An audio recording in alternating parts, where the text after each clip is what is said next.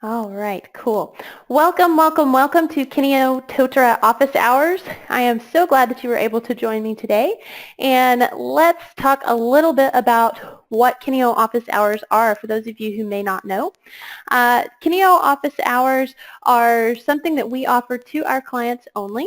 It is a quick little 15-minute presentation, and then on top of that we open the floor to you. For 45 minutes we ask that you bring us your questions. No questions too big, no questions too small, and we hope that you will bring us your questions. If I don't know the answer, I bet I probably know somebody who does, and I will be glad to bug them for you.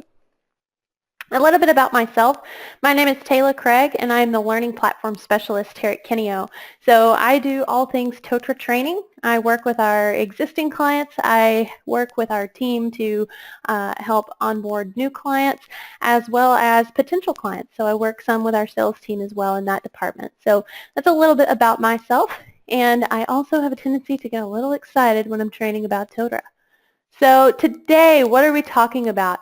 We are talking about the face-to-face module.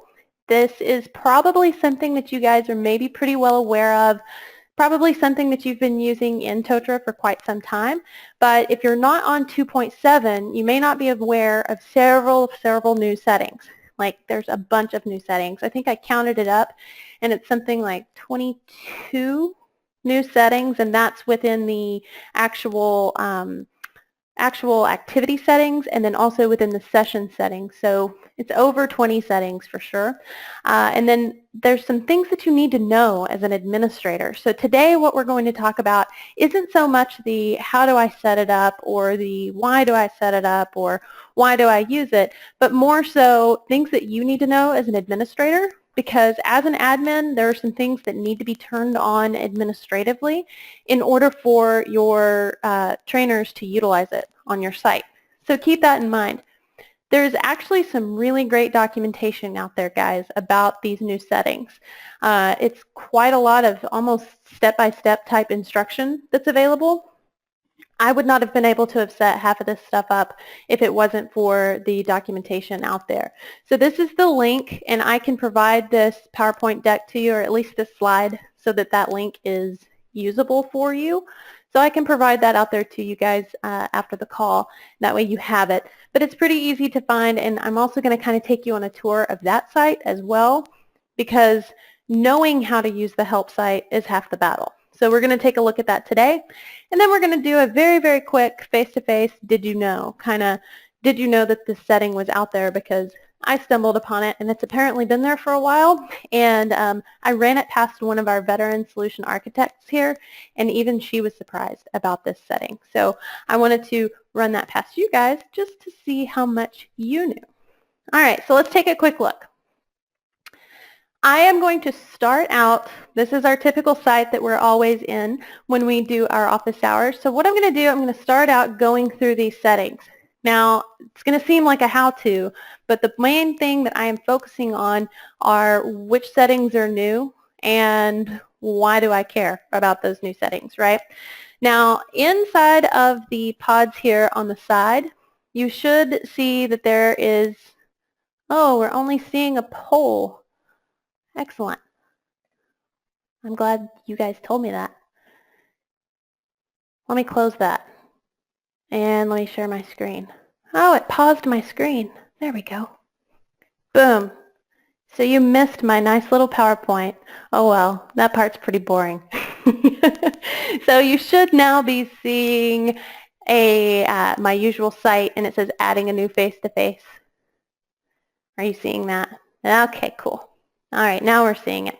Fantastic. So it's going to seem more like a how-to type of thing, guys, but we're going to go through and I'm going to point out which settings are new and which ones probably need to be turned on at the administrative level. Guys, I want you to also look over here in these pods. You should also see a handouts pod. In that handouts pod, I've created 4 different handouts for you. One, the first one that says face-to-face general settings. That is referring to site administrative general settings, and we'll get to that point and I'll show you where that's at. We also have one on the custom fields. I'll show you that. We also have one on new activity settings. That is the screen we are currently looking at. And then there's another one on new session settings. That is also another one. So that you guys know, what I did is I went through and I compared to a 2.5 and a 2.6 site against a 2.7 site. And the settings that are in a box, those are new. Okay, so that should help you to make that comparison. And if you're not on 2.7, that's why you're not seeing the settings that I'm seeing. Okay, so keep that in mind. But if you are on 2.7 and you're not seeing the settings I'm seeing, you don't have them turned on administratively, and that's why we're here today.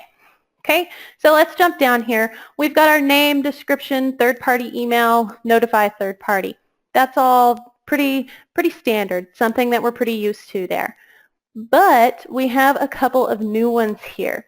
So your approval required, that's standard. You're probably used to that one. That one's referring to approval required by a manager. However, that checkbox now coincides and interacts with another checkbox down at the session level. And that checkbox is called self-approval. Okay? It's kind of confusing because we have a setting here and then we have a setting in the session settings as well. But then we come back here and we have self-approval terms and conditions. This may not be in the best location, but that's why I'm here to point out the gotchas. Okay? So in order for the self-approval terms and conditions to work, you have to have this approval required checkbox checked, and then down inside of the actual session itself, the self-approval checkbox also has to be checked there as well. When you have those two settings checked off, what's going to happen is your learner is going to see this nice, neat little message. Okay? It also has another sentence that's part of that message that takes them to, quote, terms and conditions. Those terms and conditions can be edited by an administrator. But your instructors or people who are actually setting these face-to-face sessions up, they can see this part of that disclaimer, and they can come in and they can remove bits of it, they can add pieces to it, they can do all that good stuff as well. I'm working with a client currently that they charge people when they're going through or when they're actually coming and participating in those activities. And so sometimes people sign up for those and then don't realize they've been charged. Even though face-to-face doesn't take money, they're actually taking physical money when they get there. So people are signing up and then don't realize that they owe $200 at the door. So they really liked this option because they can say, hey, you're going to be charged when you get there. Okay, so they can give that disclaimer in this area. So that's one of the reasons why you might use that. This is another really cool setting that is now available right here called default booking cancellations. So what this does is it allows you to choose to allow people to cancel their booking at any time, or don't allow them to do that at all, or you can do it until a cutoff date is reached. So if you were to select this one, allowing until cutoff is reached, say we switch that to 2 days, they have until 2 days before the session takes place to cancel their booking. Now, one really interesting thing that we figured out today, today in internal training, I'm training two new people here at Kineo, we figured out that this setting right here, it's simply something that is basically setting a default for you for your sessions. Okay, so if I set it to allow until cutoff reached 2 days, if I was to add 5 new sessions, all 5 of those sessions would just automatically have this setting checked. Okay, but I can change it at the session level. So if I switch it to never allow in the session, I can still change it. Okay, so it's kind of like setting your default settings at the site level. Okay, so keep that in mind, something to just wrap your mind around. It's not going to stop them from doing anything when you get to the session level. Okay, but really, really a nice setting there. You've got your allow multiple signups per user. I think that's probably pretty standard. But then we get into our declare interest button. The declare interest button is a pretty neat little feature, but it's something that I think that you probably need to explain to your learners exactly what the purpose of that declare interest button is, especially if you just have this box checked. The reason being is because if you just have that top declare interest button checked, you're going to see that declare interest button along with your sign up button. So you're going to get both of those buttons and your learners are going to see both of them. So you don't want your learners clicking declare interest and thinking they've booked themselves, because it also lets them kind of give a little blurb about why they're interested. So if you're going to be using that, be very clear in your instructions. Click sign up to actually book yourself. That way you don't end up with people being a little confused. Okay, so keep that in mind. However, if you check both of these boxes, what should happen is when your sessions have finished and when they're over with, a new little button will appear called declare interest. So they'll see that button. So for example, if you had an employee wellness seminar or something along those terms, something that maybe the entire company might want to become a part of, and they missed it, they could see that declare interest button and let you know, hey, I really wished I could have attended. Can you do this again? So kind of a neat deal. You can pull a report off of that declare interest, and you can see exactly how popular something is even after it has closed. So something to keep in mind and something that's available to you now. Select position on sign up. So this one was one, also came up in internal training today, that I wasn't too sure about. So I went in and I dug around a little bit. And with that position on sign up, that is for people who maybe potentially hold multiple positions throughout the site. And if I hold multiple positions throughout the site, it's saying that when I go to sign up, I have to say I want to sign up in this as an administrator, or I want to sign up in this as a learner. So it's making them actually determine which position they're signing up for that face-to-face as. Not sure how useful that is, but there's obviously a use now that it's core. Okay? And then this prevent sign up if no position is selected or can be found. That just means that if I don't hold a position somewhere in the site, then I can't sign up for the session, basically, is what that's saying there.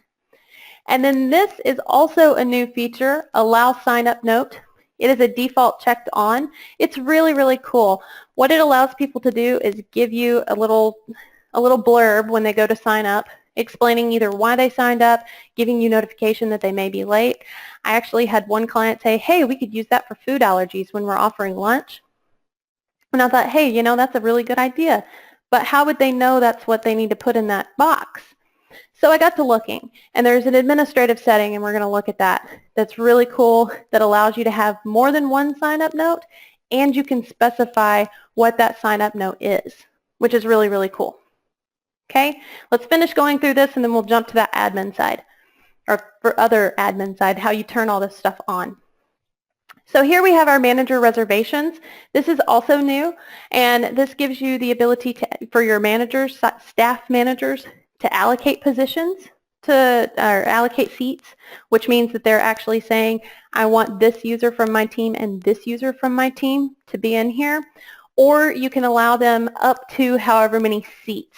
So if you say you get 5 seats, then they can go in and they can say, okay, I don't want to use all 5 of my seats. I want to use 4 of them. And what it's going to do is it's going to basically reserve 4 seats for that staff manager. Doesn't mean that they're going to fill them, but it means it's going to hold 4 seats for that manager. Okay, so, and it could be any person, and other people can go ahead and sign up, but at the end of the day, 4 people from that manager, they have a seat. Okay, so that's what that is going to do if you turn it on. If you turn it off, it's not. Now, there's a gotcha beside this manager reservation. There should be a big red asterisk that tells you, hey, there's hold up here. This will not work unless you go and alter some permissions in the staff manager role. Okay, there's 2 permissions.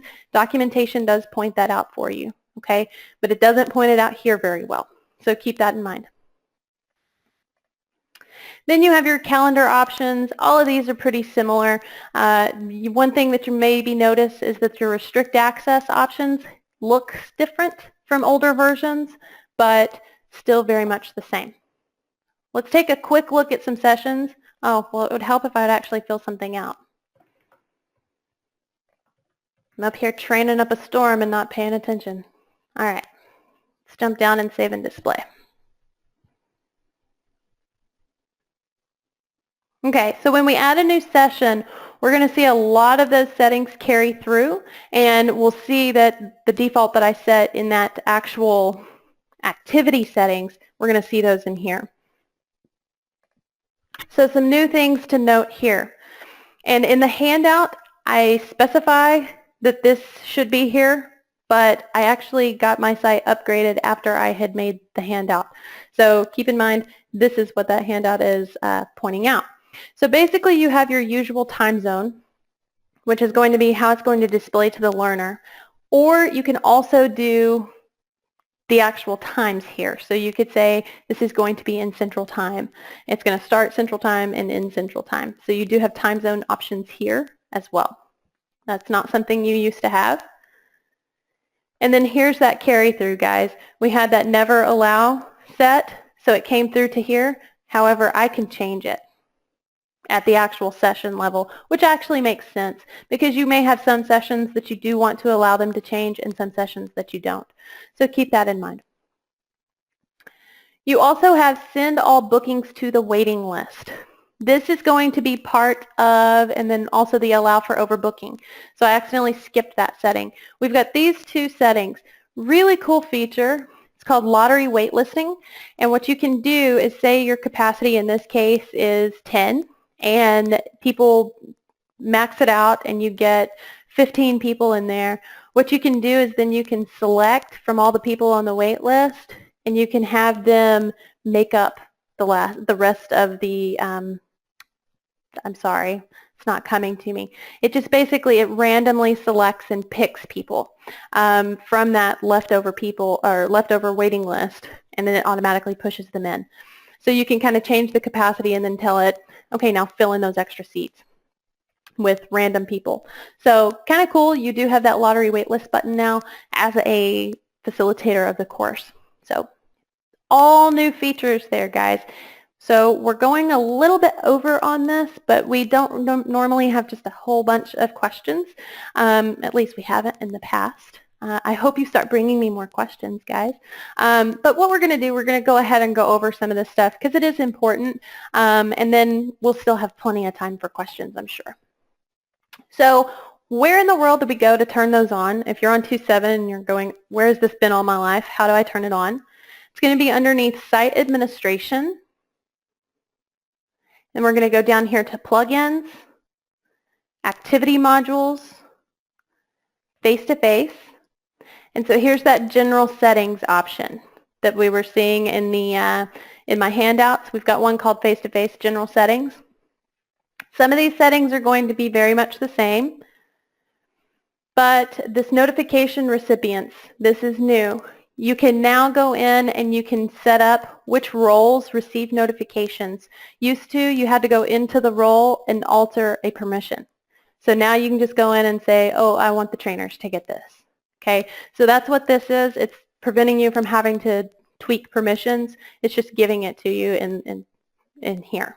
Okay. Scheduling conflicts is the same, activity notifications, time zones, a lot of this. Here's that position on sign up. If you do want that to display as an option, here's where that is.